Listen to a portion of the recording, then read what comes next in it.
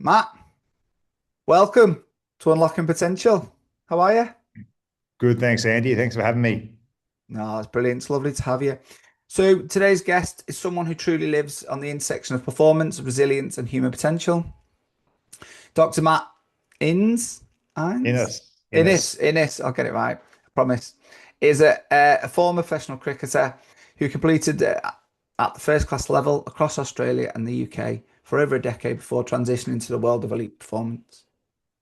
But what makes his journey powerful isn't just the sport, it's what came next. With a PhD in sports science, an MBA, a background working with Olympic medal winning athletes, as well as world championships, and over a decade inside the elite AFL environments, including premiership success. Matt has become one of the leading minds in high performance and human development.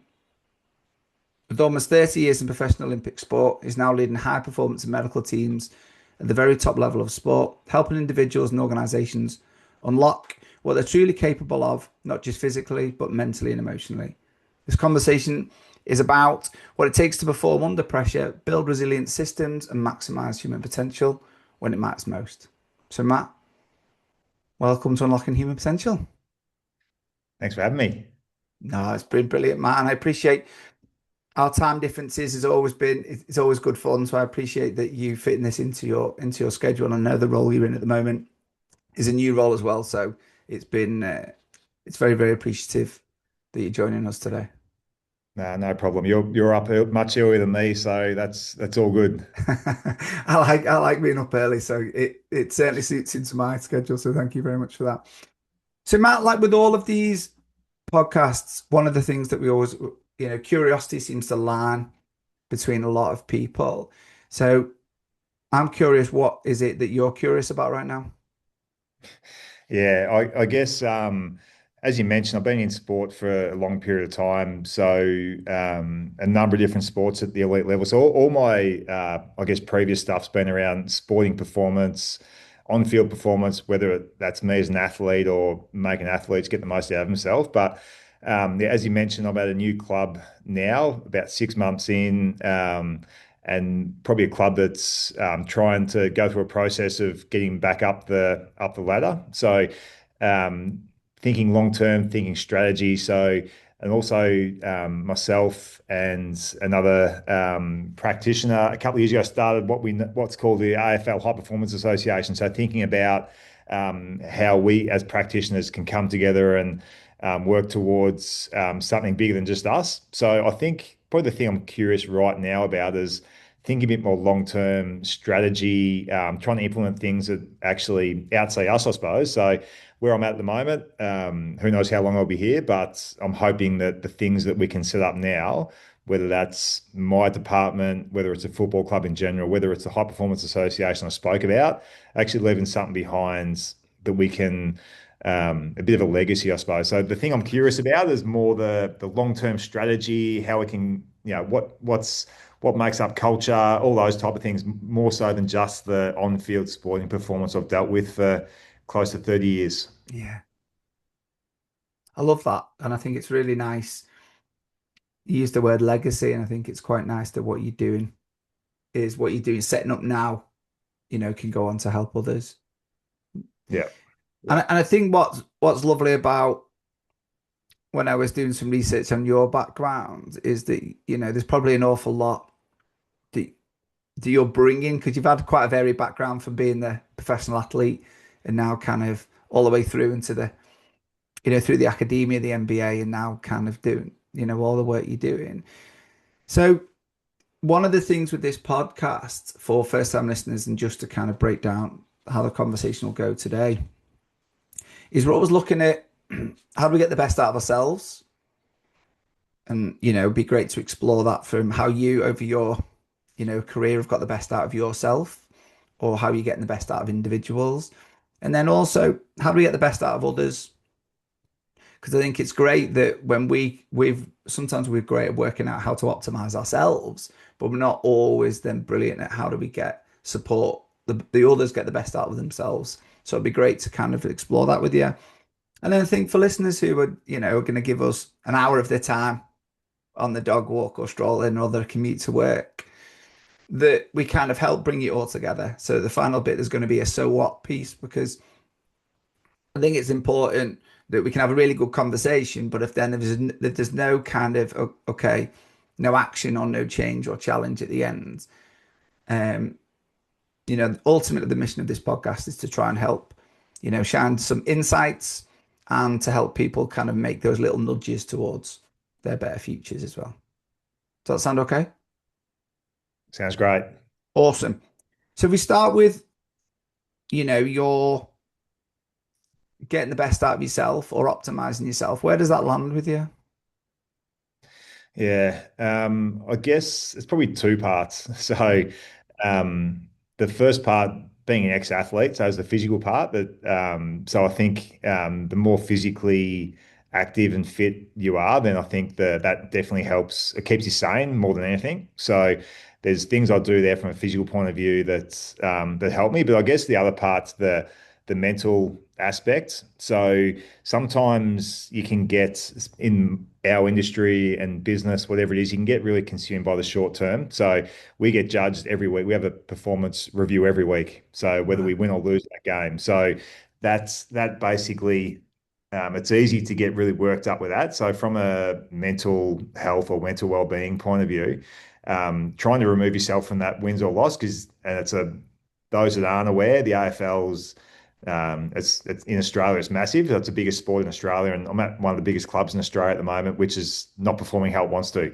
So, how we try and stay calm, stay even in those situations, in terms of what we do for ourselves, that's really important because it's easy to get really sucked into the result of the weekend. So, I guess, and that's what I mentioned briefly before about the strategy. So, something that helps me is by having a bit more of a long-term focus of where I want to be in a year or two. Where's this team want to be in a year or two? So trying to move away from the week to week performance and think about more, all right, so why are we doing what we're doing? How are we trying to get this group better? We've got a really young group. How are we trying to help these people get better? So to answer your question in a roundabout way, there's probably two parts to it. Firstly, physically, I think if you're physically healthy and doing the right thing there, then it helps you. But secondly, rather than trying to remove yourself from the short-term wins and losses, whatever business you're in, because that's easy. But I always Yeah. feel like if you can think longer term, then that helps navigate the small ups and downs you get along the way. Whether that's in our space, whether it's an athlete gets injured on the weekend, at the time it feels like the biggest thing. But if you can actually fast forward to the reason we're pushing these guys is to make them resilient for 2 or 3 years' time. So think about a bit longer term rather than shorter term. It's probably the way I also keep mentally sane when you're under pressure. Yeah, and I think it's interesting you say that the two parts because and it'd be interesting where it sits with you because I've always seen them go hand in hand, and sometimes you have to be physically fit and look after yourself and put your priorities to almost help you become mentally be able to deal with those challenges because I think for like you said in Australia, you know, where you're at, that's a really high pressure job, isn't it? And so for Yeah. people listening that aren't, who may be unfamiliar with the sport, you know, when you or unfamiliar with sports, there might be leaders listening going, oh, what's it like for a, you know, high level performance? Is it director that level that would you know, the pressure's always there, isn't it? So you've got to be able to manage that pressure. Like there are a lot of leaders managing that pressure. So Yeah. you've got to be in the right state of mind to be able to constantly do that. So Yeah. just curious with that then, what is it? Have you got any, how's that mental resilience built up? Is that a skill that you've worked on? Is that something just happens over time? I think I think your past experience definitely shapes you. Yeah. So if you've been through these type of things before, you understand it. So to your point, I guess if you look at us, so we train, we got a training session, and we'll have 7 or 8 TV cameras at every training session, Wow. photographers at training session. Basically, there's supporters live tweeting what happens during training. So there's all these things that are Wow. happening. So by the time we go off the training track, it's basically in the media what's happening in that training session. So when I said about looking after yourself, it can be a real mental load if you end up making decisions, or you can end up making decisions based off worried about what people are going to say about that training session. So it's a very public environment to be at. So you go out to training, you've got a plan, and there might be a situation where you say, well, okay, we've got this plan. This player, for the long term good of this player, he has to do this training session. But for the short term good of me, he shouldn't do it because I know that if he gets through this training session, nothing happens to him, then that takes pressure off me today. But what it doesn't do is it doesn't take pressure off you when he breaks down in a month or 6 weeks' time. So it's trying to remove yourself from those short-term outcomes and think, right, what are we doing this? Why are we doing this? Are we doing it for the long term to make this player better and this club better? So that's when we're at a rebuilding club like I'm at the moment. It's trying to think, as I said, trying to think bigger picture. And the only way you can do that is actually having, I guess, the experience of having been through it before, or having, I guess, the foresight to think that this training session now is not the most important training session at Mm. this club. In another 2 years' time, this training session is just another training session. But right now, it feels like it's the most important thing. So that's what I mentioned before about trying to navigate the smaller humps if you can think long term. So don't know if I've answered your question, but I guess Yeah. that just gives you a bit of an insight into some of the pressure that you might be under. And then, like, yeah, I know there's times when a player is leaving the track with an injury, and you look across to the hill, and there's all these TV cameras that are following this Wow. player off the track, and you know straight away that that's going to be in the on the 6 o'clock news that night, or but it's trying to remove yourself from that. That's a trick. And how you do that, it's literally trying to think beyond this training session and beyond this week performance and think why we're doing what we're doing. Uh, One of the things I picked up from that. So, firstly, wow. Okay, I certainly wasn't aware of that. Our pressure and spotlight. Yeah, okay. That does take it to a new level, doesn't it? Definitely. And that must, one of the things I picked up from that then is that is quite a strong, resilient mindset you've almost got to have, because there's some brave decisions there, isn't it? Because if you've made a decision that that player shouldn't train in the long term benefit, but you also know that that's then also going to be on the 6 o'clock news to say, oh, such and such hasn't done it. There is a lot of spotlight. So I guess that does take quite a bit of a skill and being resilient in kind of to make those calls, because it would be easier, wouldn't it, in the short term, like you've said. So, wow. Okay. Yeah, it's easier. It's easier in the short term to not Yeah. make those calls because you know that okay, I'm going to take pressure off me today by not doing this Yeah. because I know that the easiest way to take pressure off me today is to be conservative in what I do in this training session. So you know that, and that's by not putting any type of risk into this training session. But you know that if you don't actually push the envelope to a certain degree and push them to increase that resilience, you know that as soon as games start, then they won't be ready. Yeah. So that's the mental resilience you need to say, I know this could put more pressure on me today by pushing the envelope a little bit, but I know that in the long term we have to do this to prepare these athletes. Yeah. You put in there, you put in, you use the word risk there. It's the risk of you, but a risk of them, isn't it, as well? So it's managing Yeah. the risk across the whole thing, and I guess. Yeah. And it's interesting when you talk about risk. So I think you need a few things that you stand by. So one of the things that I talk about is appetite for risk, and I'll talk to all my staff and wherever I work about risk taking, and it's and how you decide what risk is worth taking and what isn't. So I talk about calculated versus reckless risk. So every training session we do or every decision we make, there's an element of risk to it, but is it a calculated risk? So have I looked at this player and said, right, this training session is appropriate for this day? And I know we're talking about sport a lot here, but that's obviously That's where good. Yeah. where I'm Yeah. where I work. So you look at a training session, you say, right, this training session, it's a risky training session for these certain reasons, but it's a calculated risk because they've had gradual progression to be able to handle this training session. They've had enough rest and recovery to be able to handle the intensity we give them. It's not. We don't train again at this intensity another 3 days, so I know there's enough recovery off the back of it. So then from a risk point of view, it's calculated. Whereas Mm. if you were going in saying, right, we need to do a hard training session today, but they're sore than what they were from the previous session. We've got players who are just coming back from another injury.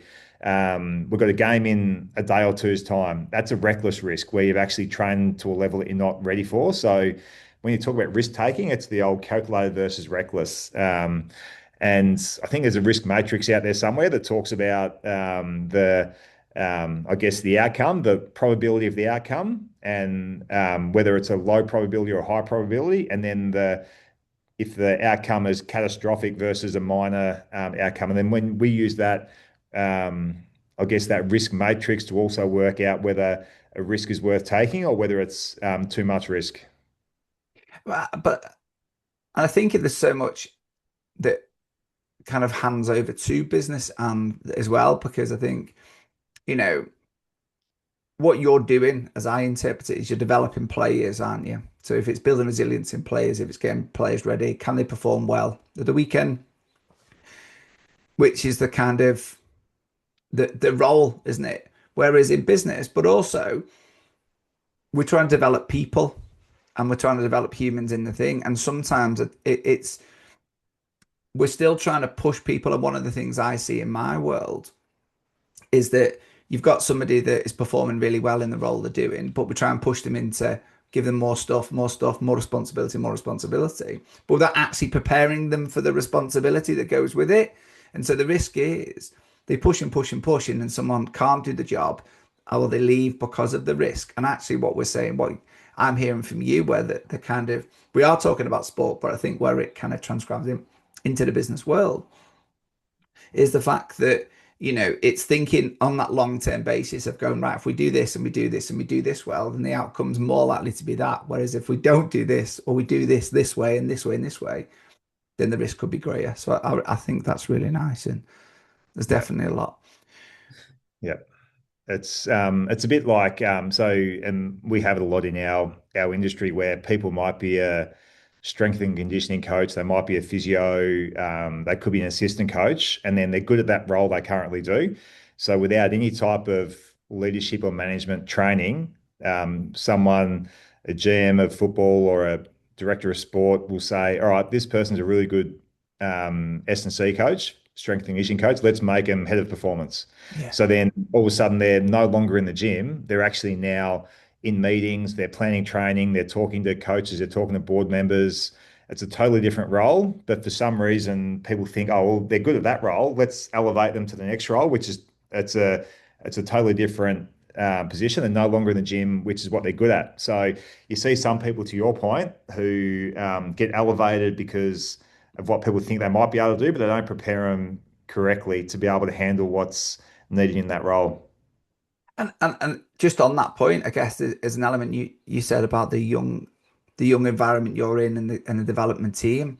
And I guess also, we know from athletes, there's a physicality bit, but there's a mental bit as well, isn't there? So obviously, and if you're a young player coming through that system, and you've got to go to that training system and that training session, and you see all those cameras too, that's also going to play in your mind, isn't it? So, helping them develop that kind of for that level of pressure and for that, and that's one of the things from my experience of elite sport, that's the other part of athletes that we forget, isn't it? That yes, we see these physical specimens, and yes, they can lift brilliant in the gym, and yes, they're awesome at the sport, but they are still humans, and what goes on in their head, we've also got to help them support, get ready for that part as well. Absolutely. And you see guys who on the training track look like they're the best player in the competition and they get to game day and there's something there that's missing. So there has to be a mental element to that. No, definitely. Well, I mean, one of the things I picked up when you were talking, when you were, you know, there's a passion and a smile when you're talking. I don't know if that you're aware of that, but when you were talking, there's a genuine energy kind of uplift. I'm just curious then, why do you do what you do? What is it that's still driving you to be passionate about putting these long-term things in? Yeah. I think um I think you're a product of your past to a certain degree. So when I finished playing cricket, yeah, played for over a decade. You know, you could say luckily or unluckily, I was in Australia playing during arguably Australia's best ever era of cricket. So I was a bowler. So we had guys, for those that follow cricket, guys like Glenn McGrath, Shane Warne, Brett Lee, these guys, pretty much the same age as me. So I never got the opportunity to play Test cricket. So then put everything into that, never got the chance. Had a decent enough career as a first class cricketer without going to the next level. So I finished up and then moved into strength and conditioning and bowling coach with a professional state team here in Australia. And then it wasn't until probably I don't know, 10 years post cricket that did my MBA. And then we had to go through why we do what we do. And then it spoke about, significant things in your past that have actually shaped you. And I was thinking back and I thought, well, I never really achieved what I achieved in, or what I set out to achieve in cricket. So I felt like I was a bit of a failure and I always felt that. And then other people who I know, who I'm close friends with, who are Olympic athletes, who world champions, silver medalists, but never won Olympic gold. So then they also felt like they were failures. So it started to make me think, well, and I'd always sort of gravitated towards people who weren't necessarily the best players in the team, who might be the player who just got dropped. I'd always go and speak to that player and try and help that player out, help them get better. What things are they lacking that's keeping them out of the team? So they're the ones I gravitated towards. And I was trying to think why. And then I guess I thought, well, because I'd never achieved what I wanted to achieve, I wanted to try and help people achieve what they set out to.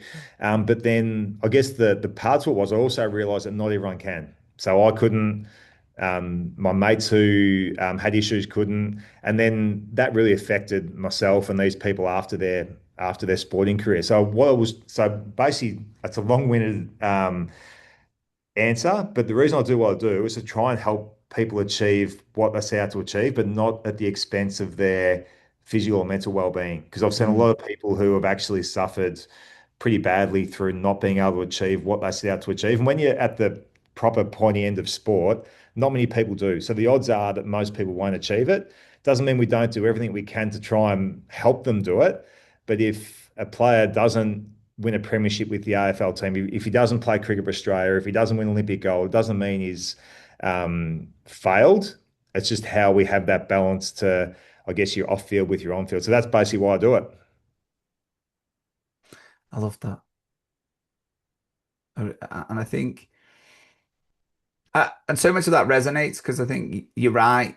Elite sport is challenging, isn't it? And then for so many reasons, people don't get to the pinnacle of what they need to be. And the other And part to it is even those that do. So there's a lot of people who have yeah, reached and they still leave their career feeling like they haven't achieved what they set out to. And everyone who hasn't achieved that thinks this person's mad. This person's they've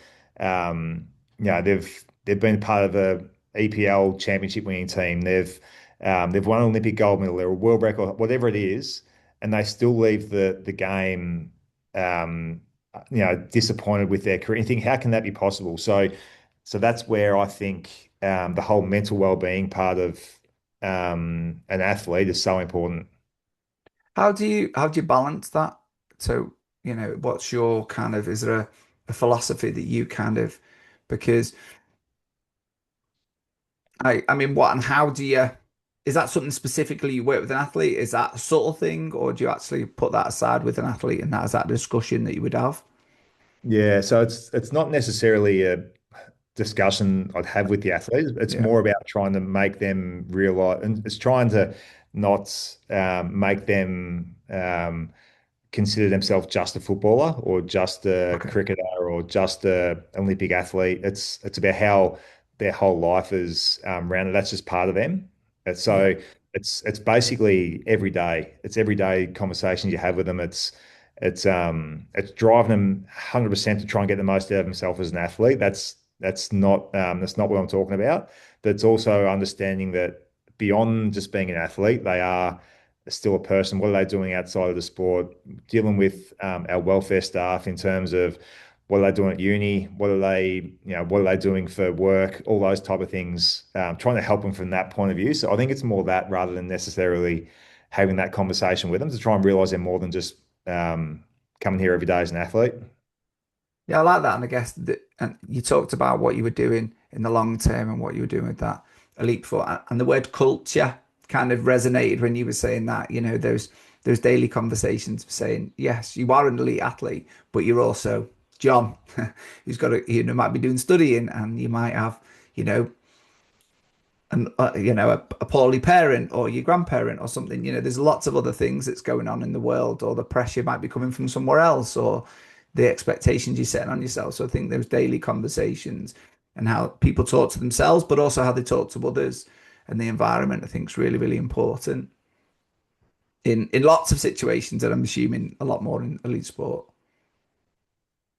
Yeah, and especially when like the examples I used earlier on around the scrutiny that we're under, if if if you can't disassociate yourself with you as an athlete or you as a director of performance, and you that's all you can think about yourself as. If you Mm, start to see yourself in the media as being a failure in that aspect, then you'll mm, think your whole life's a failure. So it's the important part, and that's when you asked before about how do I think about balancing the scrutiny? I think that's part of it, that you don't see yourself as just yeah, you in your role. You see yourself as more than that. So, and that's why when I spoke about always thinking long term, what legacy you can leave behind. Because I know, regardless of what happens at training today, if someone gets injured, if we have a bad training session, if we lose on the weekend, you're still thinking long term, and you're still thinking, how can I make these players better? How can I make this place better when I've finished? So I think that's the other way that you can balance it up as well. I like that. I really like that. So one of the things that I'm picking up, and I think we're moving into that is, you know, in the role that you're doing and looking at his long-term strategies, part of this is also, you know, I think you talked very articulately your journey and how, the experiences that you've gone through have kind of shaped you, and you're using those to now kind of go in the word empathy. I felt that there was quite a high level of empathy in what you do and how you do it. So then now you are in the role you're in, and your part of you and part of your role is to develop other people. So if we kind of just look at developing others, what have you kind of picked up? You've got some young athletes at your club. How do you help? Is there any frameworks that you use, or is there anything that you do to try and help support develop others? Yeah, so I think the easiest way, when you're thinking long term, the easiest way to get a short term hit is be more directive with what you do. Tell them what you do. I think it gets a short term result, but I think a longer term better outcome is when you empower others. Right. So that's the first part. But I think secondly, by having I guess an aligned, if I think about just my department to start, so having an aligned strategy across a whole footy program or football program is how you best is the best starting point. So, and having people that buy into that, it's easy to say, but I think the best way people buy into that is if they feel like they've had some ownership in creating that strategy.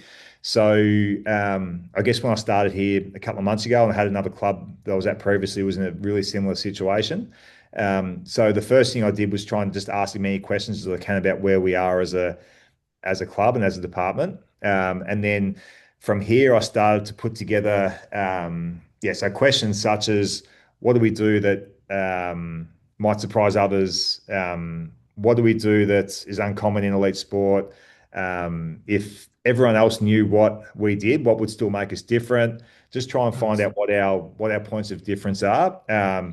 What's holding us back? Is it knowledge? Is it resources? Is it equipment? Trying to ask as many questions as you can, trying to find out, first of all, where the holes are, how we can get better, how we want to be viewed internally and externally. So the two places I've come into had really hard runs in my department. So a lot of injuries, a lot of scrutiny from the media. So there's obviously a bit of scar tissue there from when I started. So trying to get as much information as I can. And once I've done that, then try and find out what our points of difference are, what the staff find out as being what we do well, what we need to get better at, what we need to change, what we need to keep, all those type of things.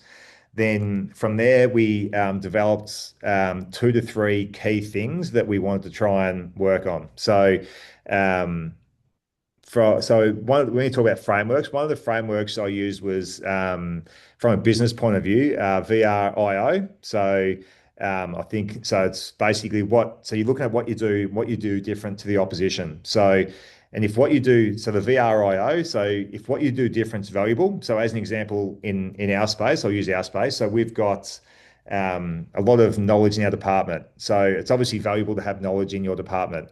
The next thing, is it rare? Well, so if it's rare and valuable, then you can say, well, okay, it's reasonably rare, but it's other people have a lot of knowledge in their department as well. The next stage is, can you imitate it? So if you can imitate it, you might have, so you what you've got is valuable. It's rare, but people can imitate it. So that means you've got a short-term competitive advantage because you might get an advantage for a period of time, but then after a year or two, other people can just get other clubs can get people who have got the same amount of knowledge as what you have. So then that's not a sustainable competitive advantage. But if it is rare, if it's hard to imitate, and the last part is, do you have the organizational structure to be able to take advantage of it? So there's the O. And if you can say yes to all four of those, then you've got a sustained competitive advantage. So I asked all the questions to my staff, come up with a couple of little things, and then we had a couple of strategies or a couple of, I guess, things that we're trying to live by, and then we worked out whether those couple of things give us a sustained or just a temporary competitive advantage, and then we start to work out what we live by. So from there, we had a couple of key points, and then that's the first part. And the good part there is the staff had actually owned that. Yeah. So um, and then from there, you almost have some enablers under each of those. So each staff member can say, right, I can actually see my job feeding into that and how it can actually help us achieve those two things. So once you get staff who have actually had a say in what your department's purpose is, your vision, and then the strategy behind how you're going to achieve that vision, your staff have actually helped create that. And then from there, they can actually see. I know most organisations have KPIs for their staff, but if you've basically through that you've actually made your staff come up with their own KPIs because Yeah.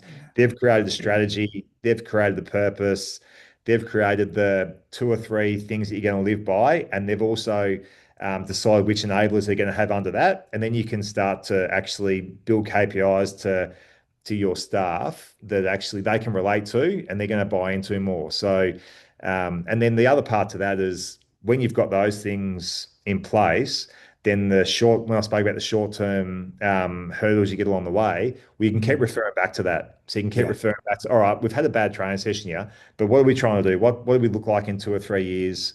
This is our vision statement. These are our enablers to help us get there. Yeah, we said we'd try and push the players to make them as resilient and as fit as we can. But we also noted that by doing that, there's a chance we'll get some injuries along the way.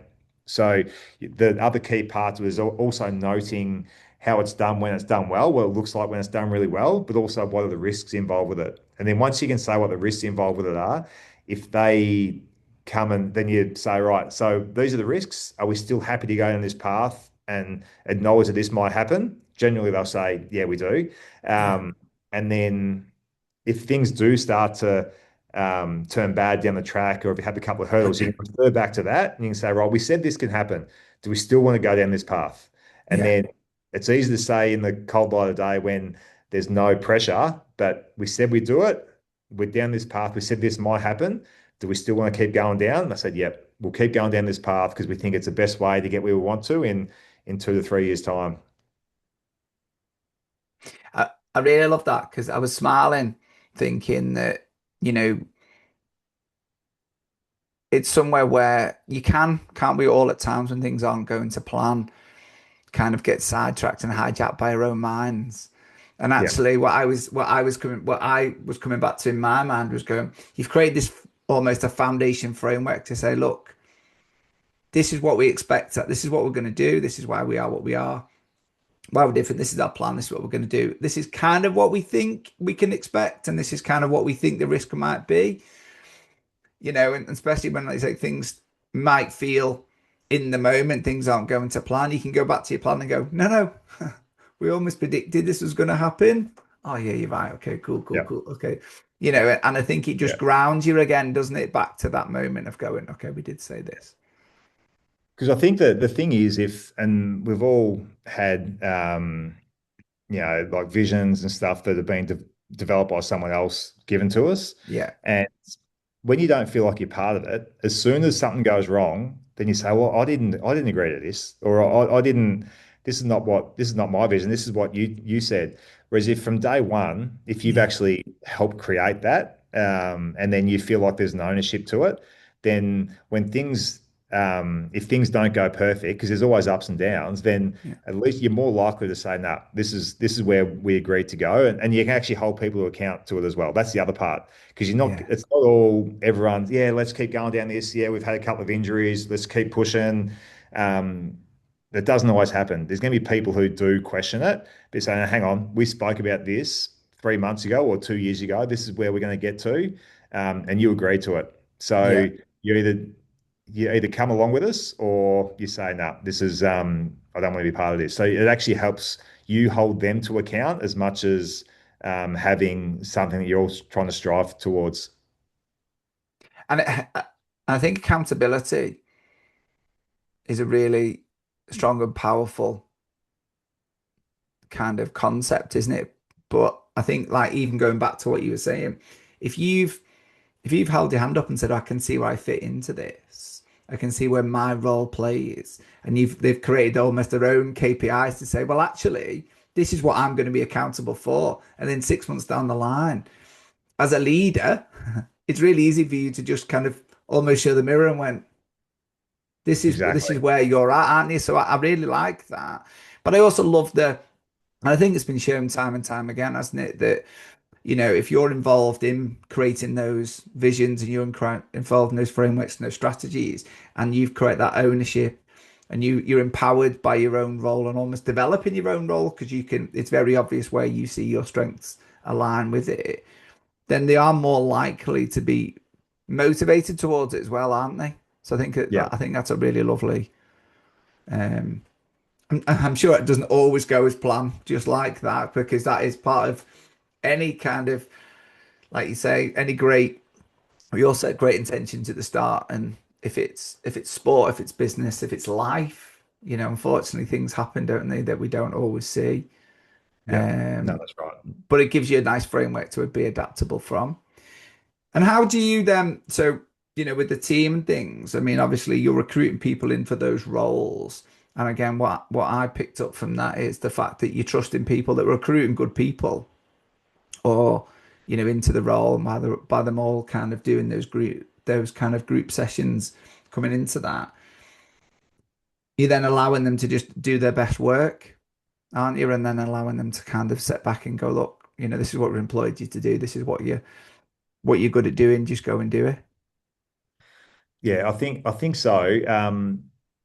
Knowing that, I guess the other part was you need to provide people enough information to be able to do their job, Yeah. and so yeah, you want to allow people to say, yep, you've been employed to do this. This is your role. So 100% you need to have some autonomy in your role.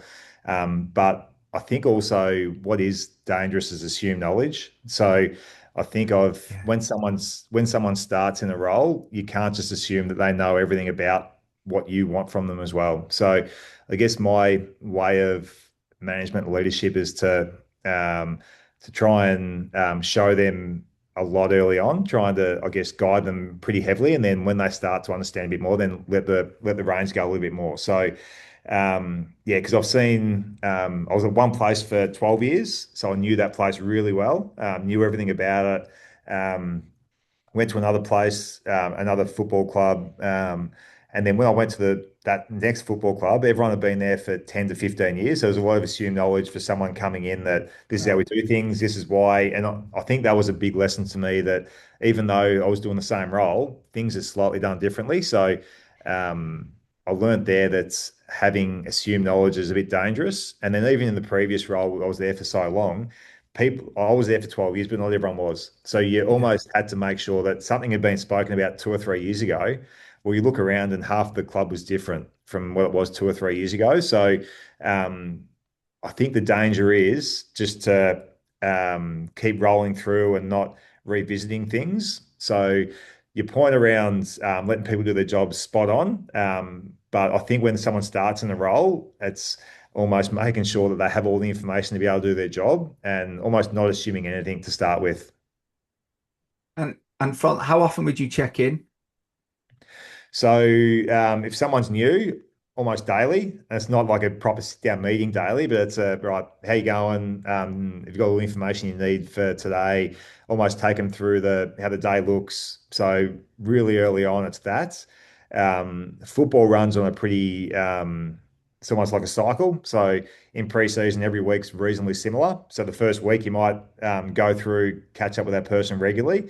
And then beyond that, it might be at certain phases, it might fall out to fortnightly, monthly, go from there. But Hmm. I'm really big on making sure that the way you set up your office space, you have incidental conversations anyway. So Okay. I've been involved in a couple of redevelopments at football clubs where we've redesigned facilities. And a big part to me is making sure that the flow of the office allows people to be in the right spot. So you have those conversations. So there's no danger of me not talking to someone, almost daily. So I think one thing I'll try and do is speak to every player and every staff member every week. That's one of my little things I Okay. do, just to make, even if it's going to the gym and there's 15 players in the gym and just spending 10 minutes walking around, because I think a lot of those conversations you start to find things that you might otherwise not. So position yourself where people have to walk past you, move your desk, all those type of things, so people have to walk past you. So then at least, and it's amazing how many conversations you find or things you find out that you otherwise wouldn't have if you're stuck in your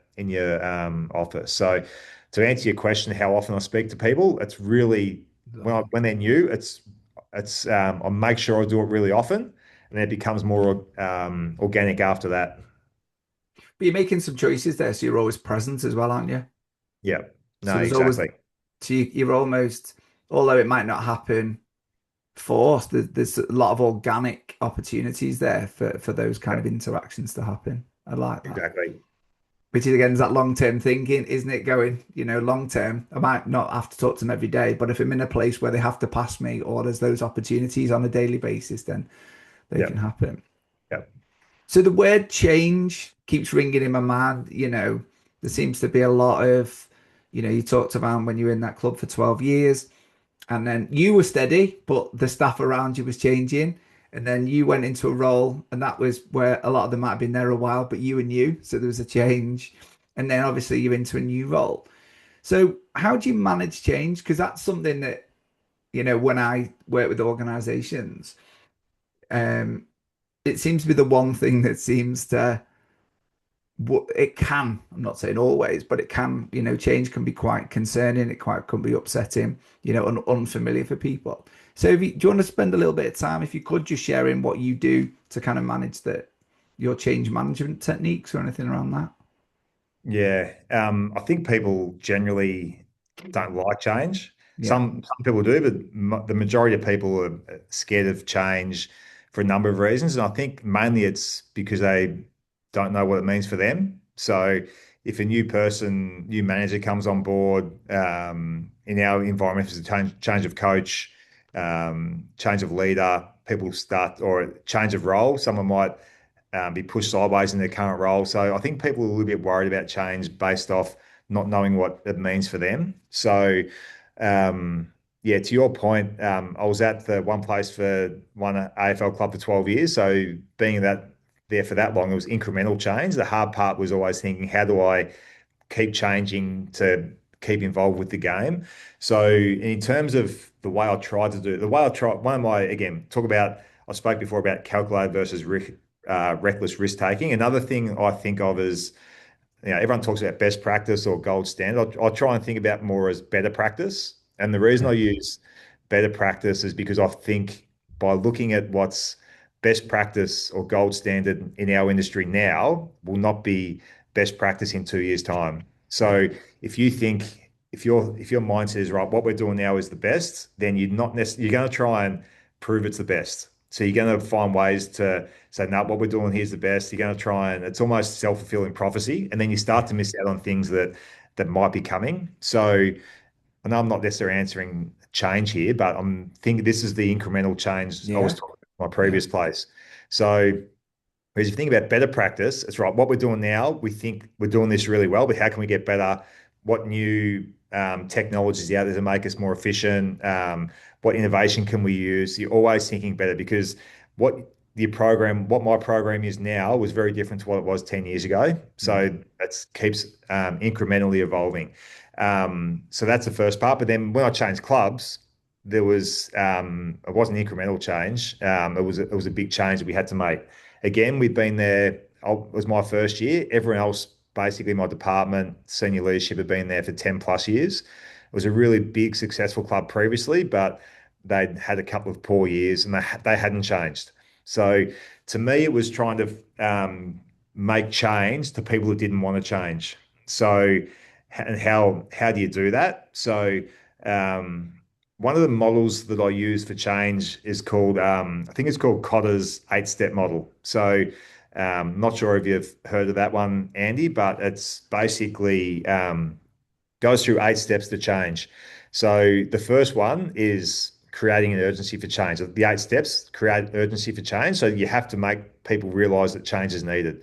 So by that, the way I did that was I was at a club that had been really poor for 2 years, had a lot of injuries.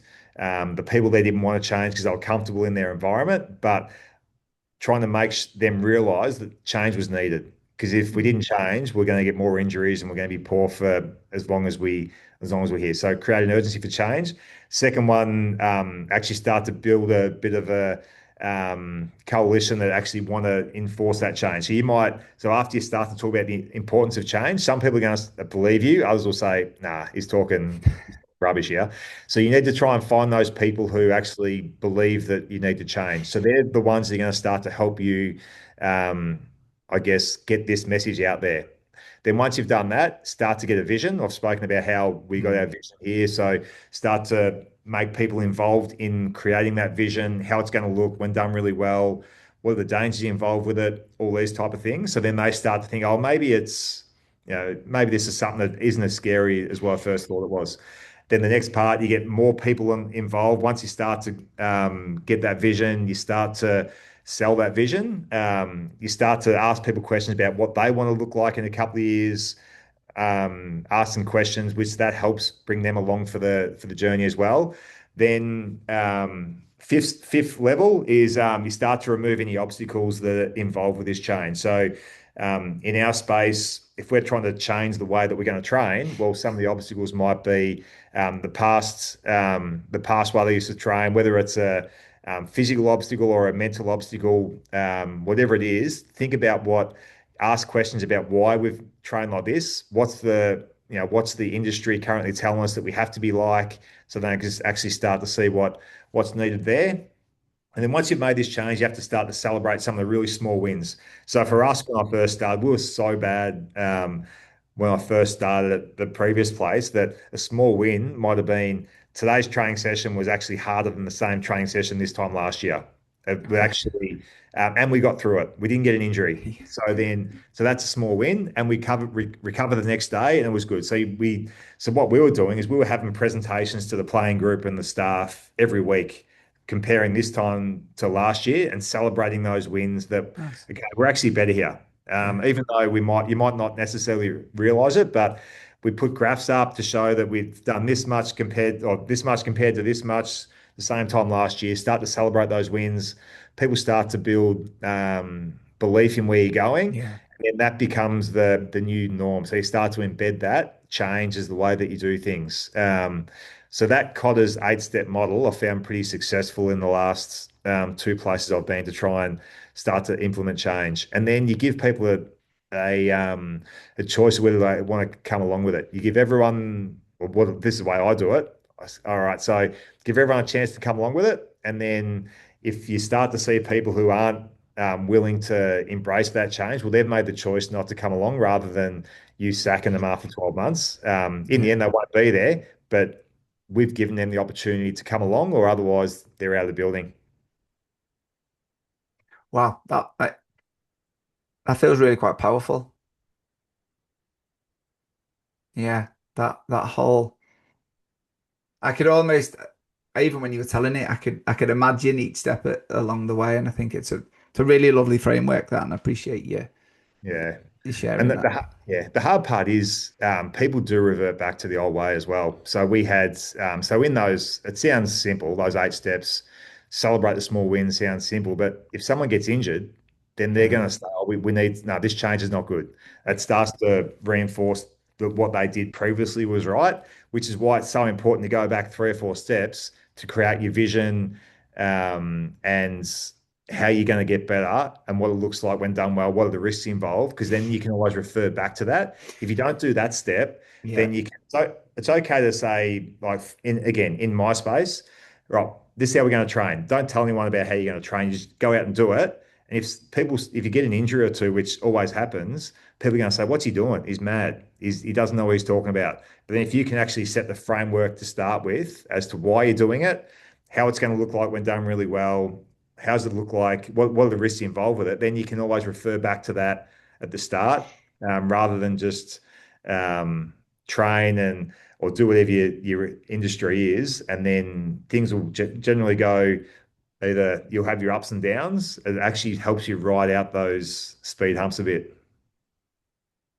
I think it's really powerful, and I think there's lots of insights in there, and especially when I listen back to this. I think there will be an awful lot taken, and I've got no doubt there's lots of listeners that are probably driving a car or walking, thinking, I need to pause this and write this framework down so we'll make sure that that's there for them, because I think that was, but it's really nice, and I think, like, what I was listening there was, you're trying to understand what it's like for a person going through that, and like you've said, we are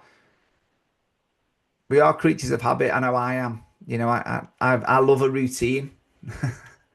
And for me, with things like school holidays, all my routines thrown out because you've got all those other stuff, and it does take a while to adapt, doesn't it? And I think it's accepting that.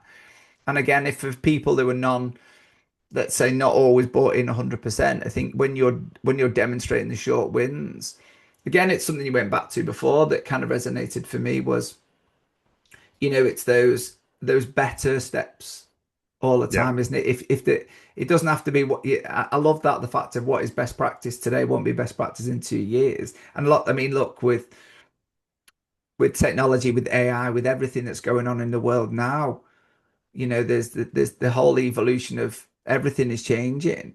So like you said, if you've got to have that constant small steps of improvement, but also what I kind of picked up from you is that if every day you're making small elements of change to become better, then change is happening all the time. We become familiar with change as well, don't we? So actually, as you start to make those things, but I thought that framework was really nice. One of the things that I feel I'm conscious of time, and I know I'm taking up your time, which is very precious because I know you're a busy guy and you've got a lot of stuff on. So one of the things I'd like to do, if you don't mind, is kind of move into a kind of some advice for the listeners, because I think you've shared some really lovely models of which I think are going to be really helpful to a lot of the people listening. So I appreciate you sharing them, and also with the examples you gave, I think were really quite powerful, insightful. So I guess, for people listening, if they're in sport business, and you kind of you touch on everything, don't you? Which is lovely. I think you tick lots of boxes for listeners, which is great.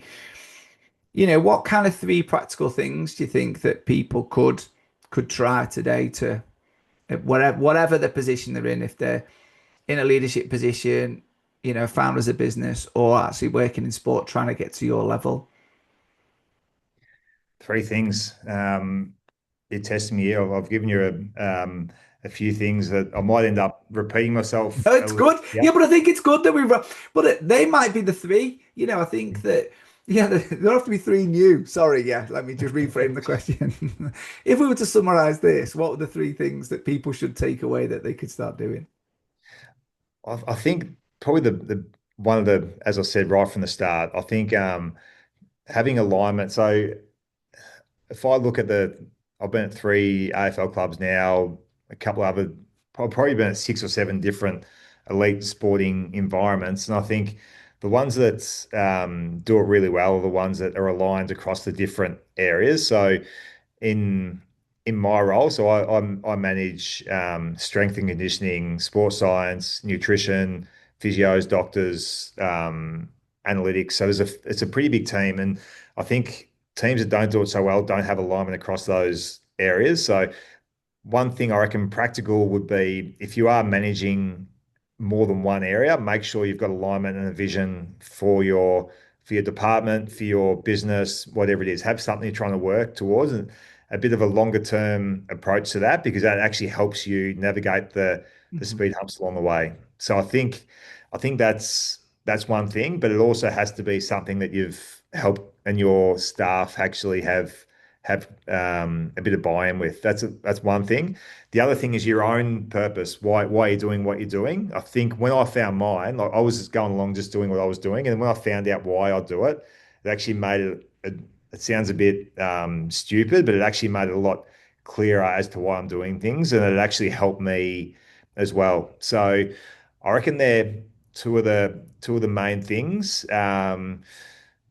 Yeah, so trying to think what else I've got for you. But yeah, in terms of them, so yourself, so why you do what you do, think about why you do it. And I think you basically you shaped off your past experience. So it'll be something to do with why you do it based off something that's happened to you, whether it's a big event or a small event or whether it's your family history or whatever it is. It'll be something to do with that. But secondly, try and get wherever you are if you're managing people, try and make sure you have alignment and talk to your staff. Don't the assume knowledge part is important. Don't just assume people know what you're talking about or what their job is.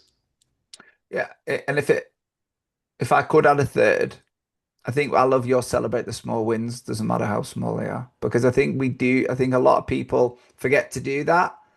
You know that they very much sit there and go, "Oh, that's not gone well. Let's plan." But actually, we forget to turn around and go, "Well, that has gone the way we thought it was going to go. That is actually a win, even though Yeah, you know." And I think it's important because life is busy and stressful, and we forget to stop and reflect and go, "Ah, actually, this is going well." You know, yeah. so I think it's which I love that the fact that you did those presentations just to say, look, this is a win. It's a little win, but it's a win. And if we have another little win next week, then it's another win, and it's going in the right direction. And Especially when whether it's a team or whether it's a business, when it feels like there's no wins in sight. You can actually, there's always wins to look for. It's the bigger wins that maybe seem like they're a long way off, but there's always small steps to help you get towards that bigger win. So you need to celebrate those. Otherwise, if all we do is in sport celebrate the actual on-field wins, then you might not get many. So you're going to be pretty miserable. yeah, and also I think winning is an accumulation of little wins, isn't it? You know, Yep. the accumulation of little wins actually gets the big win at the end, and I think it's important to acknowledge those. That's great. What's one principle you wish every leader understood? Um, one principle. I think probably going back to it's not really a principle, but I guess it's something understanding that people think they're always trying to climb the ladder because they feel like that's what they should be doing. But I think it's more a case of make sure you're ready for it. So I think what happens a lot of the time in my industry is people say, I want to be a director of performance. So they strive to get there, but maybe it's not for everyone. So Mhm. if they're a really good practitioner or they're really good in their current role, maybe there's nothing wrong with actually being comfortable in doing that. So I guess what I would say is um, don't do something just because you think you have to or because that's the next step in your career. If you want to do it, strive everything you can to get there, but make sure that you're prepared for when you get there. So if you are going to be a senior leader or a manager or in my role a director of performance, it's a different profession compared to a strength and conditioning coach. So you need to make sure you've done whether it's the study or the PD to actually prepare for it. So I guess what I'd say is everyone's in a rush, but make sure you're ready Yeah. for that jump because if you make the jump too early, you can stuff it up and then it might turn you off it totally. So again, I've gone around it a bit of a long way, but I'd say if you want to get somewhere, prepare yourself over the next 2 to 3 years and think what I have to do to get there in 2 or 3 years. Because you get there before you're ready, or if you're not really fully invested, you think you just should do it, then it's a hard enough job as it is.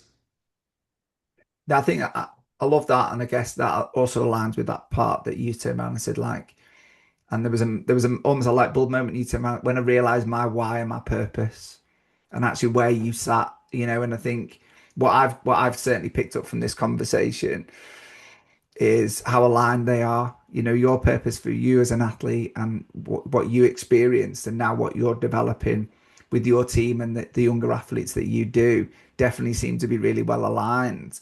Where for other people, they might not have that alignment. So actually, their job might to be the best wherever they're at. That might be the best thing. So I think that's really, really nice. And I appreciate for a lot of things you've shared today that, I think, you are the kind of person I've had to kind of almost stop asking questions because I thought I could have gone on and asked about 8 million and gone really depth, but then it makes it a 2 hour thing and you'll be thinking I think about, your point there around your purpose is right. So if I speak to someone and their purpose is to be the best um, physio in the AFL, right? So that's what they want to do, or that's not their purpose, that's their goal. yeah, But if that's their goal, and then in the next breath they say, I also want to be a head of medical. Well, hang on, they're not aligned. So if yeah, you then move in to be a head of medical, you're no longer a physio.